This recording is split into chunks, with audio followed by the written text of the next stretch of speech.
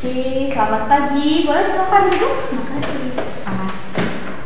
Perkenalkan dulu, boleh siapa namanya? Kenalkan, nama saya Fadiana Rusada dari kelas 11 IPS 1. 11 IPS 1.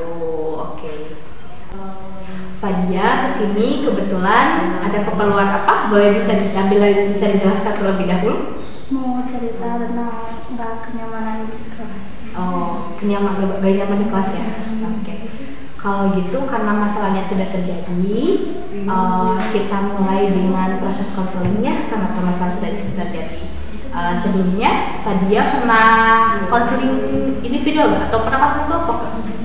Belum, jadi ini pertama kali? Ya. Oke, karena ini pertama kali gue jelaskan terlebih dahulu ya proses konselingnya seperti apa. Sebelumnya ke pengertian konseling dulu. Konseling itu merupakan bantuan atau layanan yang diberikan oleh guru BK dari ibu ke Fadia untuk membantu mengentaskan permasalahan yang Fadia alami. Tentunya ibu hanya jadi perantara karena nanti dalam prosesnya Fadia sendiri yang menentukan kira-kira jalan keluar dari permasalahan yang Fadia hadapi itu apa. Oke. Nah, proses konseling ini kita lakuin kalau masalahnya cepat selesai mungkin dalam satu sesi, tapi kalau misalkan memang permasalahannya tidak selesai, belum selesai ya, bukan tidak selesai. Kalau belum selesai mungkin akan ada sesi berikutnya. Nah, satu sesi kita lakukan itu dalam kurun waktu 45 menit. Selama 45 menit Fadia bisa menceritakan permasalahan-permasalahan yang Fadia hadapi. Sebelum masuk ke permasalahan, Ibu mau menjelaskan terlebih dahulu asas-asas yang perlu kita sepakati nantinya biar nanti selama proses konseling berjalan lancar. Oke. Asas yang pertama dari konseling itu pertama keterbukaan. Fadia nggak perlu takut permasalahannya diumbar karena sifatnya rahasia. Jadi Fadia bebas terbuka terhadap permasalahan yang Fadia hadapi. Lalu yang kedua adalah asas kerahasiaan. Seperti yang Ibu tadi bilang bahwa apa yang Fadia ceritakan hanya habis di sini saja. Artinya Ibu tidak akan menceritakan lagi ke orang lain yang memang tidak ada sangkut pautnya dengan permasalahan Fadia. Kecuali memang nanti ada kita harus menyelesaikan dengan guru misalkan atau dengan teman. Mungkin Ibu akan memanggil temannya, tapi Ibu juga akan meminta persetujuan dulu terhadap Fadia. Apakah Fadia keberatan atau tidak permasalahannya diberitahukan ke orang tersebut. Oke, terus lanjut yang ketiga itu asas kesukarelaan. Apakah sebelumnya Ibu tanya dulu ya, Fadia datang ke sini apakah ada tekanan atau ada permintaan dari orang lain? Tidak ada, berarti atas keinginan sendiri ya, atas kesukarelaan Fadia sendiri. Oke, sebelumnya menyambung apa yang Fadia ceritakan di awal. Fadia datang sini karena ketidaknyamanan di kelas. Boleh diceritakan terlebih dahulu permasalahannya seperti apa? Waktu dari kelas 10 teh, ada yang ngebully, si orang yang ngebullynya teh nggak ke satu orang, jadi ke semua orang. Nah, waktu kelas 10 teh udah ditegur, katanya jangan ngebully, jangan gini-gini lagi. Naik ke kelas 11, kira-kira kelasnya bakal diubah, ternyata tetap. Nah, waktu kelas 11 teh masih gitu kayaknya. Coba Pak.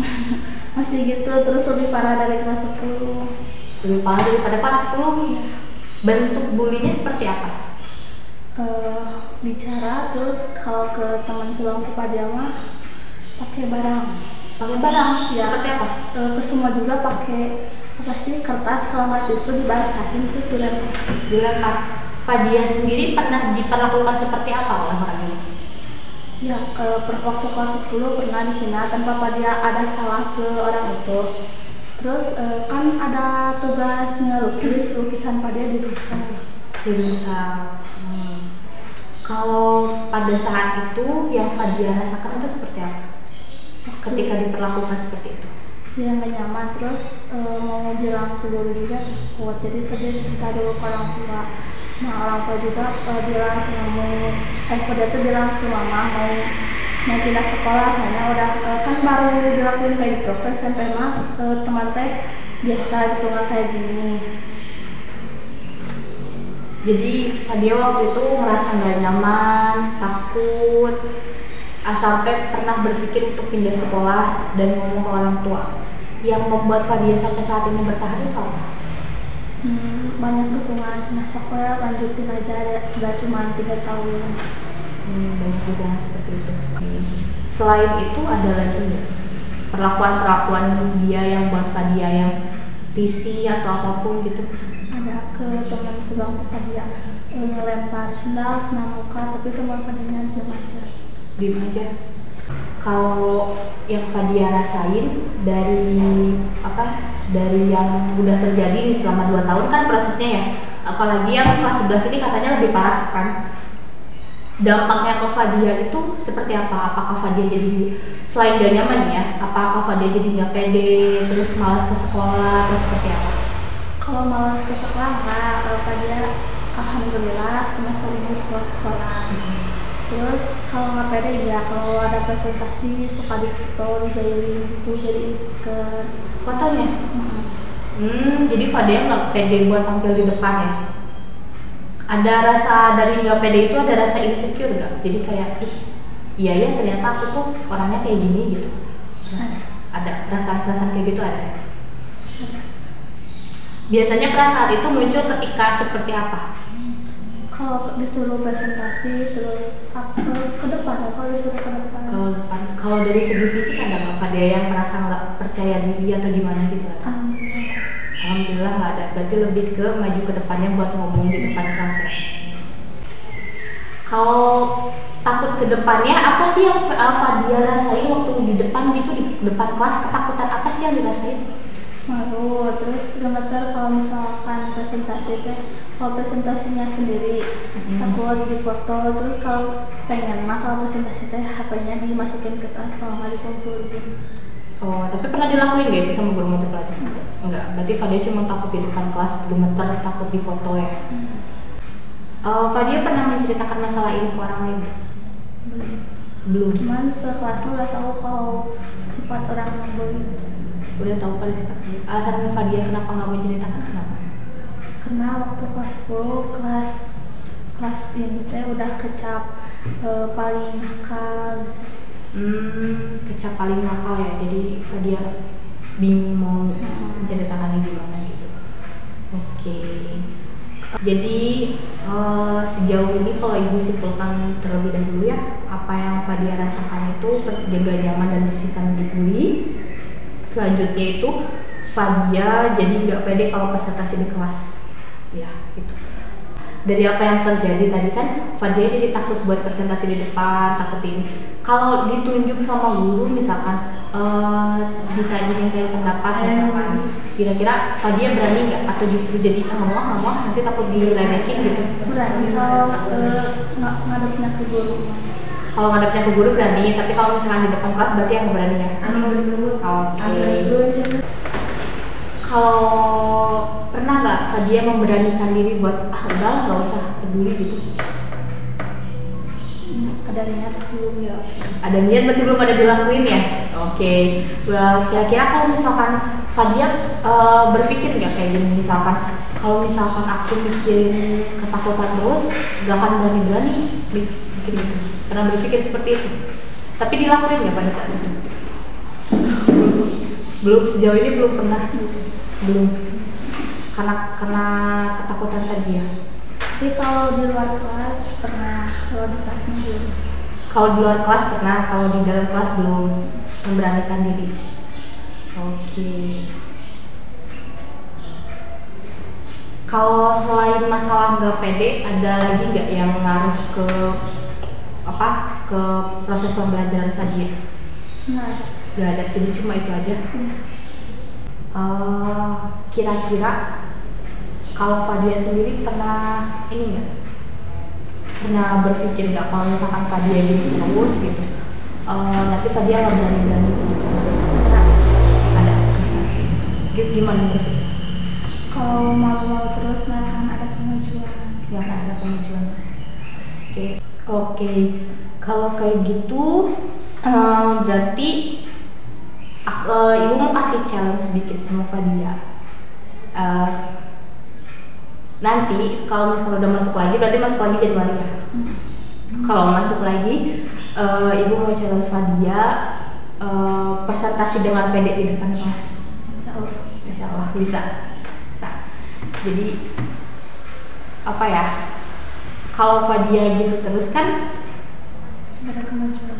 ya pertama, terus yang membulinya pun jadi kesenangan. Kalau kayak gitu beda kalau Fadianya pede berubah, jadi gak perlu mikirin dia nanti gini, udah nggak usah dipikirin gitu. Maksudnya Fadia fokus aja sama apa yang Fadia lakuin. Fadia nggak usah mikirin, karena kalau Fadianya justru terlihat takut atau terlihat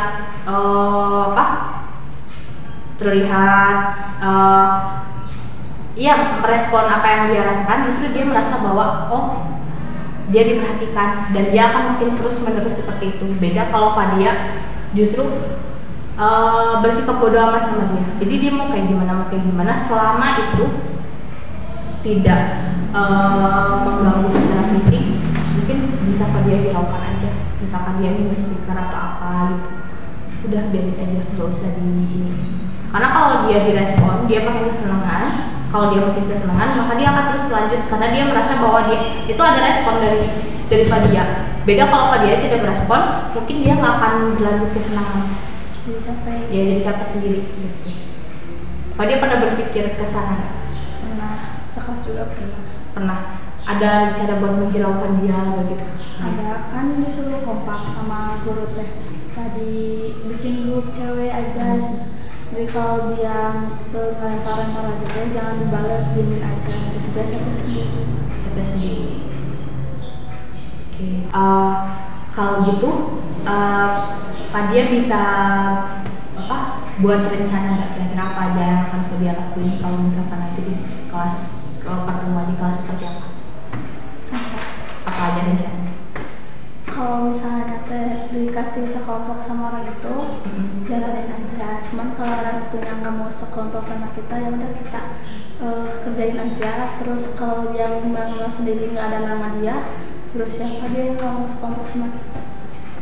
Oke, gitu.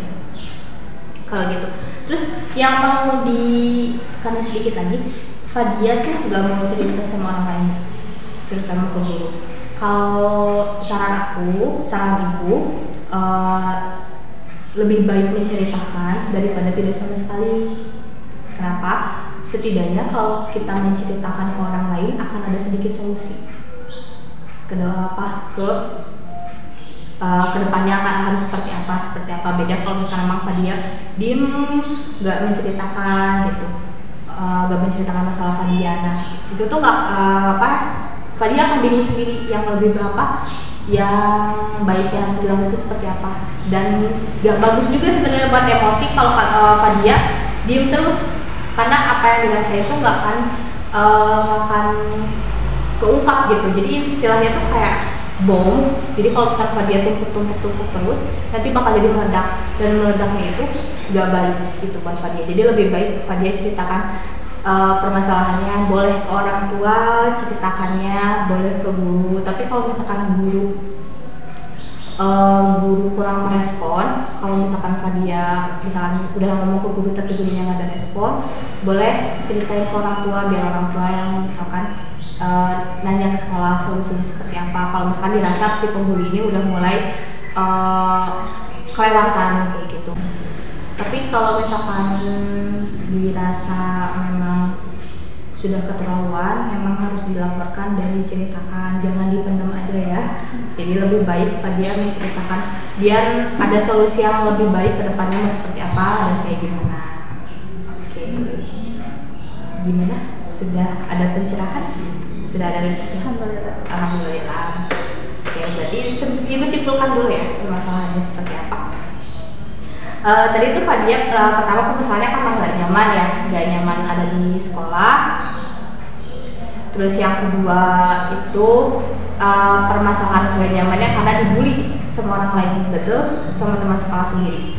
Nah dampaknya sendiri ke Fadia jadi nggak pede di depan kelas gak pede, terus di sekolah nggak nyaman, terus jadi gemeter, ketakutan gitu. Tapi alhamdulillahnya Fadia udah tahu gitu, sudah bisa merencanakan kira-kira apa yang akan nanti Fadia lakukan ketika masuk sekolah dengan cara mencoba mengabaikan, karena kalau dia direspon akan semakin menjadi-jadi. Terus yang kedua itu Fadia bukan kurang ya, tapi tidak menceritakan permasalahannya ke orang lain gitu kan. Nah lebih baik Fadia menceritakan permasalahan yang dihadapi ke orang lain biar dapat solusi yang lebih baik. Jadi mungkin seperti itu yang Fadia hadapi, dan alhamdulillah Fadia sudah punya rencana. Kira-kira setelah ini Fadia mau konselingnya dilanjutkan atau sudah cukup? Sudah cukup. Berarti sekarang Fadia tinggal menjalani challenge buat berani ngomong di depan kelas. Oke, kita lihat nanti ke depannya apakah ada perubahan atau tidak dari segi perilaku dan perasaan. Mungkin seperti itu. Oke, baik, kalau kayak gitu kita cukupkan langsung sampai di sini. Mungkin setelah ini Ibu mau tanya-tanya terkait dengan perasaan Fadia setelah konseling seperti apa dan apa yang Fadia rasakan setelah konseling itu sendiri. Oke, nah sudah, berarti kita cukupkan konseling sampai di sini. Oke, baik. Terima kasih juga kerjasamanya. Terima kasih rencananya Fadia. Semoga setelah ini Fadia bisa menjadi pribadi yang lebih baik lagi dan jauh lebih pede buat bayar depan kelas. Oke? Terima kasih.